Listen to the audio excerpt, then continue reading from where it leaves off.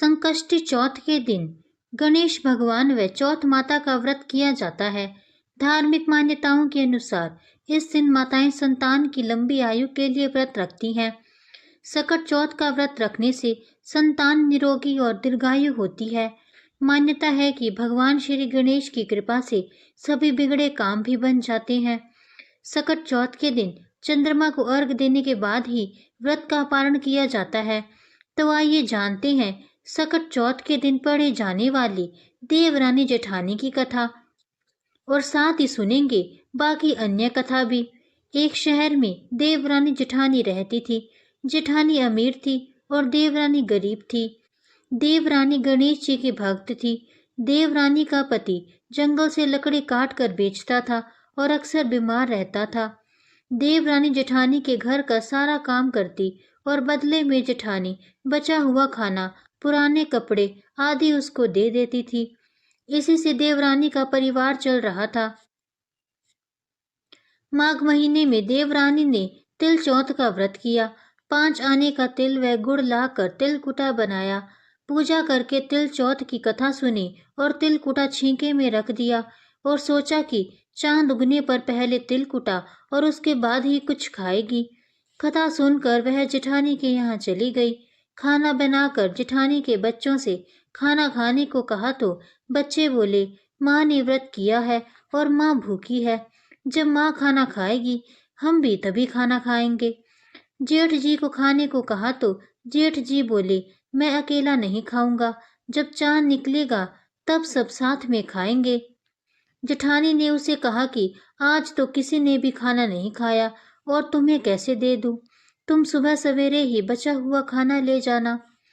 देवरानी के घर पर पति बच्चे सब आस लगाए बैठे थे कि आज तो त्योहार है, इसलिए कुछ पकवान आदि खाने को मिलेगा। परंतु जब बच्चों को पता चला कि आज तो रोटी भी नहीं मिलेगी तो बच्चे रोने लगे। उसके पति को भी बहुत गुस्सा आया और कहने लगा, सारा दिन काम करके भी 2 रोटी नहीं ला सकती तो काम करती क्यों हो? पति ने गुस्से में आकर पत्नी को कपड़े धोने के धोवने से मारा। धोवना हाथ से छूट गया तो पाटे से मारा। वह बेचारी गणेश जी को याद करती हुई रोते रोते पानी पीकर सो गई। उस दिन गणेश जी देवरानी के सपने में आए और कहने लगे, धोवने मारी, पाटे मारी, सो रही है या जाग रही है? वह बोली, कुछ सो रही हूँ, कुछ जाग रही हूँ। गणेश जी बोले, भूख लगी है, कुछ खाने को दे दो। देवरानी बोली, क्या दूं? मेरे घर में तो अन्न का एक दाना भी नहीं है। जेठानी बचा कुचा खाना देती थी, आज वह भी नहीं मिला। पूजा का बचा हुआ तिलकुटा छींके में पड़ा है, वही खा लो। तिलकुटा खाने के बाद गणेश जी बोले, धोवने मारी, पाटे मारी, निमटाई लगी है, कहाँ निमटे? वह बोली, यह पड़ा घर, जहाँ इच्छा हो वहाँ निमट लो। फिर गणेश जी बच्चे की तरह बोले, अब कहाँ पहुँचूं? नींद में मग्न अब देवरानी को बहुत गुस्सा आया कि कब से तंग किए जा रहे हो। सो बोली, मेरे सर पर पहुँचो। और कहाँ पहुँचोगे? सुबह जब देवरानी उठी तो यह देखकर हैरान रह गई कि पूरा घर हीरे मोती से जगमगा रहा है। सिर पर जहाँ विनायक जी पोंछनी कर गए थे वहाँ हीरे के टीके व बिंदी जगमगा रहे थे। उस दिन देवरानी जेठानी के यहाँ काम करने नहीं गई। बड़ी देर तक राह देखने के बाद जेठानी ने बच्चों को देवरानी को बुलाने भेजा। जेठानी ने सोचा, कल खाना नहीं दिया इसलिए शायद देवरानी बुरा मान गई है। बच्चे बुलाने गए और बोले, चाची चलो, माँ ने बुलाया है, सारा काम पड़ा है। देवरानी ने जवाब दिया, अब उसकी जरूरत नहीं है, घर में सब भरपूर है गणेश जी के आशीर्वाद से। बच्चों ने घर जाकर माँ को बताया कि चाची का तो पूरा घर हीरे मोतियों से जगमगा रहा है। जेठानी दौड़ती हुई देवरानी के पास आई और पूछा कि यह सब कैसे हुआ। देवरानी ने उसके साथ जो हुआ वो सब कह डाला। घर लौटकर जेठानी अपने पति से कहती है कि आप मुझे धोवने और पाटे से मारो।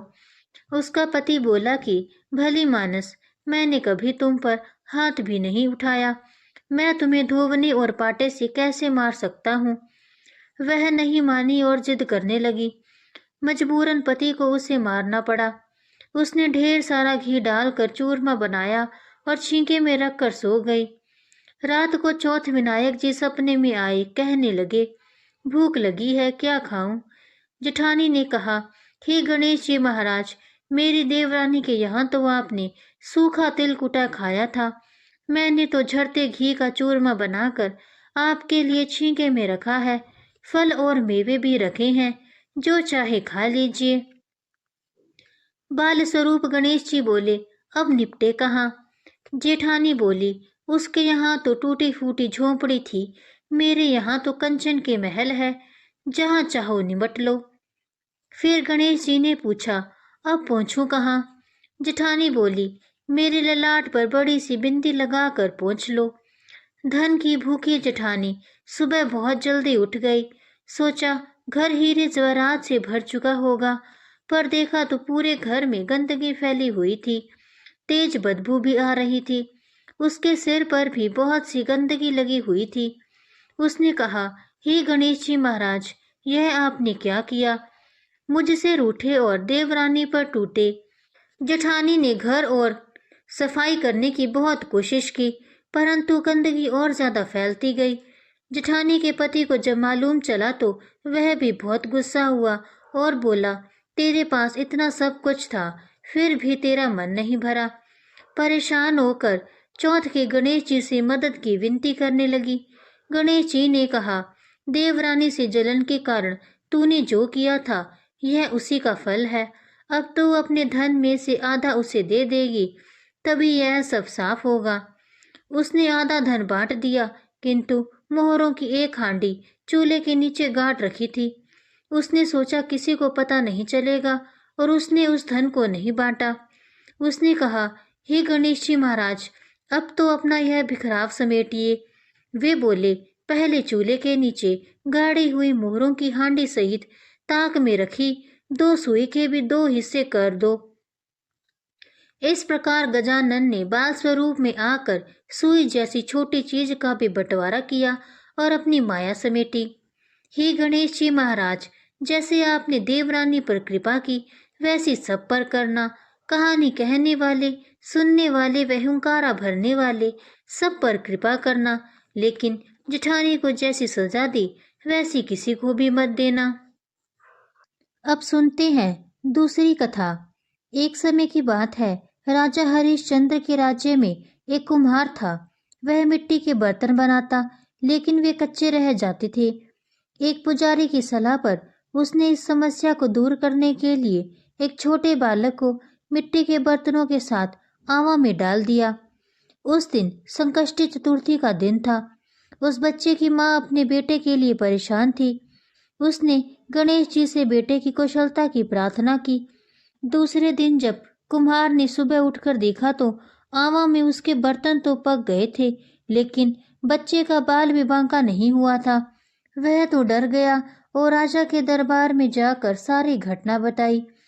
इसके बाद राजा ने उस बच्चे और उसकी माँ को बुलवाया तो माँ ने सभी तरह के विघ्न को दूर करने वाली संकष्टी चतुर्थी का वर्णन किया।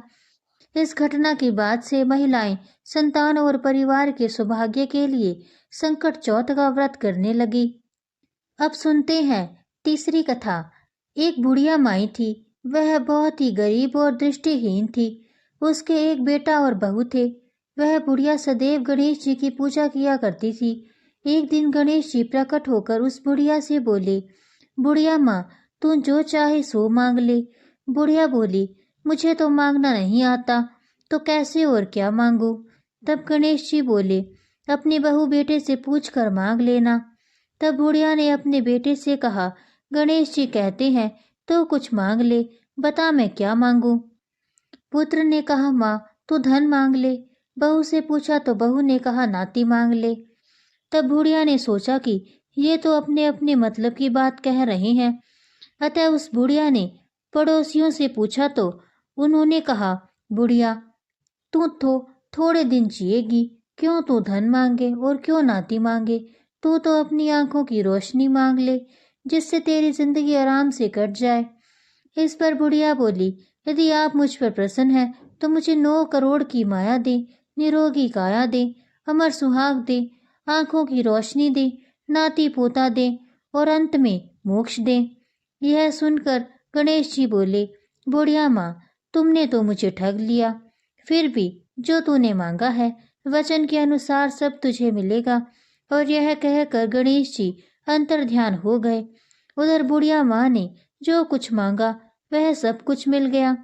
हे गणेश जी महाराज, जैसे तुमने उस बुढ़िया माँ को सब कुछ दिया वैसे ही सबको देना। अब सुनते हैं चौथी कथा। एक नगर में एक बुढ़िया रहती थी जो रोज मिट्टी के गणेश जी बनाकर उसकी पूजा किया करती थी। मिट्टी की प्रतिमा होने की वजह से वह रोज गल जाती थी। एक दिन उसके घर के पास एक सेठ जी का मकान बन रहा था।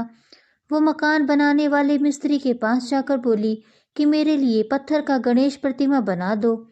लेकिन मिस्त्री ने कहा कि जितने में हम तेरी मूर्ति बनाएंगे उतने में अपनी दीवार न बना लेंगे। बुढ़िया ने कहा कि भगवान करे तुम्हारी दीवार टेढ़ी हो जाए। ऐसा कहते ही दीवार तो टेढ़ी हो गई। इसके बाद मकान बनाने वाले कारीगरों को दीवार बनाते बनाते शाम हो गई, लेकिन जितनी बार वो दीवार बनाए उतनी बार वो टेढ़ी हो जाए। इसके बाद सेठ जी आ गए। उन्होंने देखा कि दीवार तो बन ही नहीं रही है। उन्होंने कारीगरों से बोला कि आज कोई काम नहीं किया क्यों? तब एक मिस्त्री ने बोला कि एक बुढ़िया आई थी जो पत्थर की गणेश जी की प्रतिमा बनाने को कह रही थी। हमने मना कर दिया, जिस पर उसने कहा कि तुम्हारी दीवार टेढ़ी हो जाए। बस तभी से ये दीवार सीधी नहीं बन रही है। सेठ जी ने बुढ़िया को बुलवाया और कहा कि माई, हम तेरे लिए सोने की गणेश प्रतिमा ला देंगे, बस तू हमारी दीवार सीधी कर दे। जैसे ही सेठ जी ने बुढ़िया को सोने की प्रतिमा दी, उनकी दीवार सीधी हो गई। हे विनायक जी महाराज, जैसे आपने सेठ जी की दीवार सीधी की वैसे ही सबकी करना। इसी के साथ संकट चौथ की सभी कथाएं समाप्त होती हैं। अगर आपको आज की यह वीडियो पसंद आई हो तो इस वीडियो को लाइक करें, सबके साथ शेयर करें और मेरे चैनल को सब्सक्राइब ज़रूर कीजिएगा।